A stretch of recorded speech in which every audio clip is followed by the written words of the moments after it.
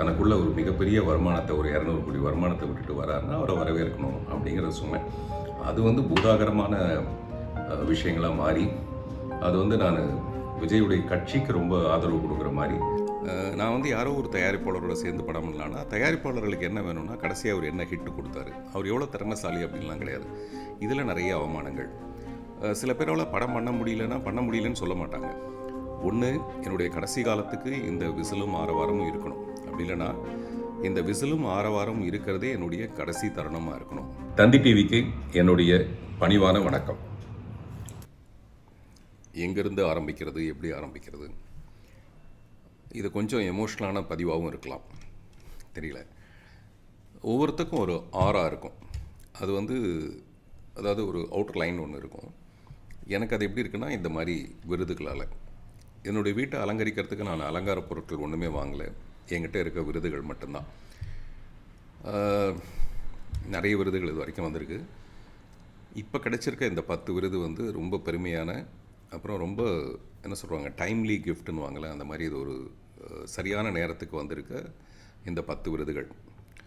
அந்த விருதுக்கு நன்றி சொல்கிறதுக்கு முன்னாடி, முதல்ல இந்த வருஷத்தில் இந்த 16லேருந்து 22க்குள்ளே விருது வாங்கியிருக்க அனைத்து கலைஞர்களுக்கும், இயக்குநர்களுக்கும், நடிகர்களுக்கும் எல்லாருக்குமே என்னுடைய மனப்பூர்வமான வாழ்த்துக்கள். அந்த லிஸ்ட்டில் பார்த்தீங்கன்னா, சிறந்த நடிகர்கள் விக்ரம் பிரபு, விஜய் சேதுபதி, ஆர்யா, சூர்யா, அப்படி ஒரு பெரிய லிஸ்ட்டு.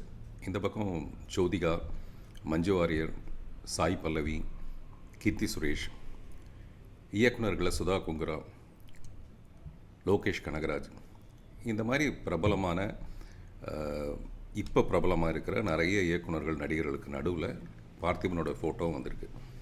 அதுதான் எனக்கு ரொம்ப பெருமையாக இருக்குது. அந்த பெருமைன்னு சொல்லும்போதே கொஞ்சம் தடுமாற்றமாக இருக்குது எனக்கு. அது என்னென்னா, முந்தா நாள் சினிமாவுக்கு வந்து இன்றைக்கி பிரபலமாக இருக்கிறவங்களுக்கு நடுவில் 35 வருஷமாக இந்த ஓட்டத்தில் கலந்துகிட்ருக்கேன் நானும் இருக்கிறது சொல்ல முடியாத ஒரு மகிழ்ச்சி. இதை தொடர்ந்து அப்படியே இருக்கணும்னு நான் ஆசைப்பட்றேன். அதாவது விருது பட்டியலில் இல்லை, சினிமாவோட ஓட்டத்தில் நான் இருந்துக்கிட்டே இருக்கணும். அப்படி நான் இல்லாத ஒரு நாள், நான் இல்லாத நாள். இதுக்கு இவ்வளோ எமோஷன் ஆகணுமா? டெஃபினட்டாக அது ஒருத்தருடைய மனநிலையை பொறுத்தது. இன்றைக்கி காலையில் சத்யஜித் ராய் அவர்களுடைய ஒரு ஃபோட்டோ பார்த்தேன். நிமாய் கோஷ் வந்து அந்த ஃபோட்டோ எடுத்திருக்காரு. அவர் வந்து பாதை தெரியுது பாருன்ற ஒரு படத்தை அவர் டைரக்ட் பண்ணியிருக்காரு. அந்த சத்யஜித் ராய் புகைப்படத்தில் பால்கனியில் அவர் நடந்து வர மாதிரி அழகான ஒரு பூச்செடிகள்லாம் இங்கே இருக்குது. ரொம்ப எளிமையாக ரொம்ப அழகாக வாழ்ந்திருக்காரு. ஒரு 100 வருஷம் வாழ்கிறவனுக்கு பேர் வந்து ஆயுஷ்மானாக இருந்தால், அதுக்கு மேலேயும் கிட்டத்தட்ட ஒரு 500-600 வருஷம் வாழ்கிறவன் ஒரு கலைஞன். அது எப்படி வாழ்கிறான்னா, அவனுடைய படைப்புகள் மூலமாக தான். இப்போது சத்யஜித் ராய் உயிரோடு இருக்கிற மாதிரி தான் எனக்கு ஒரு ஃபீலிங் இருக்குது. இப்படி நானும் தொடர்ந்து நிறைய நல்ல படங்கள், புதிய பாதையை தொடங்கி ஒத்த செருப்போ, இரவு நிழலோ, அந்த மாதிரி நல்ல நல்ல படங்கள் பண்ணணும்னு நினைக்கும்போது, அதுக்கு உரிய அங்கீகாரம் கிடைக்கும்போது தான் அது பெரிய பெருமையாக, மரியாதையாக இருக்குது. அது கிடைக்காதப்போ மனம் வந்து மயானம் ஆகிடுது. நான் இப்போ ஒரு ஷார்ட் ஃபில்ம் ஒன்று எடுக்கலான்னு யோசனை பண்ணியிருக்கேன். எல்லோரும் வந்து ஷார்ட் ஃபில்ம் எடுத்துகிட்டு சினிமாவுக்கு வருவாங்க. இப்போ நான் வந்து நிறைய படங்களை எடுத்துகிட்டு இப்போ நான் வந்து ஒரு ஷார்ட் ஃபில்ம் எடுக்கலான்ட்டு நான் துபாய்க்கு போகிற வழியில் பிரபுதேவா என்னோட வந்திருந்தார். அவர்கிட்ட அந்த ஐடியாவை சொன்னால், ரொம்ப பிரமாதமாக இருக்குது சார், உடனே பண்ணுங்க அப்படின்னாரு. உடனே பண்ணுறதுக்கு முன்னாடி உங்களோட நான் அதை பகிர்ந்துக்கிறேன். அது வந்து நிறைய ஹிட்ஸ் கொடுத்து இப்போது மார்க்கெட் இல்லாத ஒரு நாயகன், அவர் வந்து ஒரு மிகப்பெரிய பிரபலமான ஒரு நடிகருடைய மரணத்துக்கு போகிறாரு. அங்கே இருக்கிற கூட்டம் குறைவாக இருக்குது. அப்புறம் அவர் வந்து பீக்கில் இருந்த மாதிரி இல்லை. அவருக்கு மார்க்கெட் போனதுக்கப்புறமேல அவர் ஒரு சராசரியாக ஒரு கேரக்டர் ஆர்டிஸ்ட் மாதிரி மாறிடுறாரு. அதனால் அந்த கூட்டம் அப்படி இல்லை. எனக்கு தெரிஞ்ச மக்கள் திலகம் எம்ஜிஆர் மட்டும்தான் ஒரு உயரிய அந்தஸ்தில் இருந்த ஒரு நடிகராக இருந்து அப்படியே அரசியலுக்கு போய் அங்கே ஒரு உச்சம் பார்த்து அப்படி தான் அவருடைய மறைவு இருந்தது. எல்லாருக்கும் நிகழ்கிறதில்லை. அந்த மரணத்தில் அந்த நடிகனுக்கு வந்து ஒரு மிகப்பெரிய ஒரு விஷயம் புலப்படுது. நம்ம ஒரு நேரத்தில் மார்க்கெட்டில் பீக்கில் இருக்கோம், அப்புறமேல மெதுவாக சரிஞ்சு அப்படியே ஒதுங்கி அப்புறம் கேட்பாரற்ற ஒரு நிலைக்கு மாறிடுறோம். மறுபடியும் எப்படியாவது கஷ்டப்பட்டு ஒரு படம் பண்ணணுன்னா, அந்த நாயகன் வந்து கஷ்டப்பட்டு ஒரு பெரிய படம், கமர்ஷியல் படம் பண்ணி அதோட மாபெரும் வெற்றி விழா நேருண்டோர் ஆடிட்டோரியம் மாதிரி ஒரு இடத்துல ஒரு பெரிய விழா நடக்குது. அதில் அந்த நாயகன் நடந்து வரும்போது அவனுக்கான கிளாப்ஸு, ஆரவாரம், விசில் எல்லாமே பெரிய லெவலில் இருக்குது. அவன் மேடை ஏறி பேசுகிறான். அவன் என்ன சொல்கிறான்னா, என்னுடைய கடைசி நிமிஷம் வரைக்கும் இந்த ஆரவாரமும் கிளாப்ஸும் விசிலும் இருக்கணும்னு ஆசைப்பட்றேன். அது முடியுமான்னு எனக்கு தெரியல. ஆனால் நான் வந்து கிரிமினலாக அதுக்கு ஒரு நல்ல யோசனை ஒன்று பண்ணியிருக்கேன். ஒன்று, என்னுடைய கடைசி காலத்துக்கு இந்த விசிலும் ஆரவாரமும் இருக்கணும். அப்படி இல்லைன்னா இந்த விசிலும் ஆரவாரமும் இருக்கிறதே என்னுடைய கடைசி தருணமாக இருக்கணும் அப்படின்னு சொல்லிட்டு உள்ளேருந்து ஒரு பாய்சன் பாட்டிலை எடுத்து மக்கள் முன்னாடி கிடுக்கிடுன்னு குடிக்கிறான். மக்கள் பயங்கர ஷாக்காகி அப்படி எழுந்திருக்கிறாங்க. அவன் சொல்கிறான், என்னுடைய வாழ்க்கைன்றது உங்களோட தான், அது உங்களோட தான் முடியும்னு ஆசைப்பட்றேன்னு சொல்லிட்டு அப்படியே சுருண்டு விடுறான். கட் பண்ண அப்போலோ ஹாஸ்பிட்டல் மாதிரி அவனுக்கு வந்து ஏகப்பட்ட டியூபுகள் பொருத்தி பல்ஸ் வந்து குறைஞ்சிக்கிட்டே இருக்குது. அப்போலோ ஹாஸ்பிட்டலுக்கு வெளியில் ஒரு பெரிய கூட்டம். தலைவா வா தலைவா, நாங்கள்லாம் இருக்கோம், தலைவா வா தலைவான்னு ஒரு பெரிய ஆரவாரம். மக்கள் தலைவர் எம்ஜிஆருக்கு வந்து அந்த மாதிரி தான் அப்போலோ ஹாஸ்பிட்டலில் இருக்கும்போது வெளியில் ஒரு பெரிய கூட்டம் நின்றுட்டு இருந்தேன். அந்த கூட்டத்தில் நானும் நின்று இருக்கேன். இப்போது அவன் மேலே ரொம்ப அபிமானம் உள்ள ஒரு பெண்மணி, ஒரு இளம் பெண்மணி, அது யாருக்குமே தெரியாத ஒரு காதல். அந்த பெண் உள்ள வரா. அவனை காப்பாற்ற முடியாதுங்கிற மாதிரியான டாக்டர்ஸோட எக்ஸ்ப்ரெஷனை பார்க்குறா. அந்த ரூம் வந்து ஃபுல்லி க்ளோஸ்டு. அவன் நேராக போகிறா, அந்த ஜன்னல்லாம் திறந்து விட்றா, கதவெல்லாம் திறந்து விட்றா, கர்ட்டன்லாம் திறந்து விட்றா. அவங்களுக்குலாம் ஒன்றும் புரியல. நேராக போகிறா, அவனோட பொருத்தப்பட்டிருக்க ஆக்சிஜன் டியூப்லேருந்து நிறைய டியூப் அது எல்லாத்தையும் பிடுங்கி கீழே தூக்கி போடுறா. யாரும் தடுக்க முடியாத மாதிரி ஒரு அதிர்ச்சியில் அப்படி பார்க்குறாங்க. இப்போ ஜன்னல் வழியாக கீழே அந்த ரசிகர்களுடைய சத்தம், வா தலைவா, நான் இருக்க தலைவா, வா தலைவான்னு சொல்லிட்டு அவங்க கத்துற அந்த ஆரவாரம் வந்து மெதுவாக அவனுடைய காதுகளில் கேட்குது. இப்போ அந்த பல்ஸ் வந்து மேல் எழும்புது, பட முடியுது. இது வந்து நம்ம வேறு என்ன சொல்கிறது, உள்ள கிடக்கு, உள்ள என்னெல்லாம் கிடக்கோ அது எல்லாத்தையும் எப்படி வெளியில் கொண்டு வரதுங்கிற மாதிரியான ஒரு எண்ணத்தில் இந்த மாதிரி ஒரு படம். இது வந்து உண்மையான மனநிலை தான். அப்படி டீன்ஸ் வெளியாகி 1.5 வருஷம் ஆகிடுச்சு. இன்னும் நான் அடுத்த படத்தை துவங்கவே இல்லை. நான் வந்து யாரோ ஒரு தயாரிப்பாளரோட சேர்ந்து படம் பண்ணலான்னா, தயாரிப்பாளர்களுக்கு என்ன வேணும்னா கடைசியாக அவர் என்ன ஹிட்டு கொடுத்தாரு, அவர் எவ்வளோ திறமைசாலி அப்படின்லாம் கிடையாது. இதில் நிறைய அவமானங்கள். சில பேரால் படம் பண்ண முடியலன்னு சொல்ல மாட்டாங்க. அது வந்து நான் முதல்ல சான்ஸ் தேடி அலையும் போது 7ஆம் தேதி வா, 15ஆம் தேதி வா, அப்புறமேல 28ஆம் தேதி வா, முடிஞ்சால் 33ஆம் தேதி வான்னு சொல்லுவாங்க. அந்த மாதிரியே இப்போது அது வந்து அது இன்னும் கொஞ்சம் அழகாக, இது ஒரு 5 ஸ்டார் ஹோட்டலில் இப்போ நடக்கிற ஒரு ஏமாற்று வேலையாக, முடியலன்னு சொல்லாமே அதில் அவங்களுடைய தயக்கத்துக்கு காரணம் நமக்கு நல்லா தெரியும். அதனால் ஒரு பெரிய வெற்றி படத்தை கொடுத்துட்டு தான் மறுபடியும் வேறு யார் கூட சேர்ந்து படம் பண்ணலாங்கிற லெவலுக்கு மனசில் வந்து கொஞ்சம் சங்கடங்கள் இருக்கிற நேரத்தில் இந்த விருது வந்து என்னை ரொம்ப உற்சாகப்படுத்தியிருக்கு, ஊக்கப்படுத்தியிருக்கு. 1 இல்லை 10 விருதுகள். மாவீரன் கிட்டு அந்த படத்தில் ஒரு சிறந்த குணச்சித்திர நடிகருக்கான விருது. அதுக்குரிய நன்றி வந்து இயக்குனர் திரு சுசீந்திரன் அவர்களுக்கு. ஒத்த செருப்பு என் மனசுக்கு நெருக்கமான விருது கொடுக்கலன்னா நான் சண்டைக்கு போகிறேன்னு எல்லாரும் சொல்லக்கூடிய அந்த படத்துக்கு 4 விருது கிடச்சிருக்கு. சிறந்த படம் 2வது பரிசு, அதுக்கப்புறம் சிறந்த நடிகர், சிறந்த இயக்குனர், அப்புறம் சிறந்த எடிட்டர் சுதர்சன், இப்படி ஒரு 4 விருதுகள் கிடச்சிருக்கு. அடுத்து இரவின் நிழல். இந்த படம் வந்து இன்னொரு 20 வருஷம் ஆகுமோ என்னமோ தெரியல இந்த படத்துக்கான உரிய மரியாதை கிடைக்கிறதுக்கு. இந்த படத்தை பற்றி நான் நினைக்கும் போதே இதில் நன்றிக்குரியவர்கள் ஒரு 5-6 பேர் இருக்காங்க.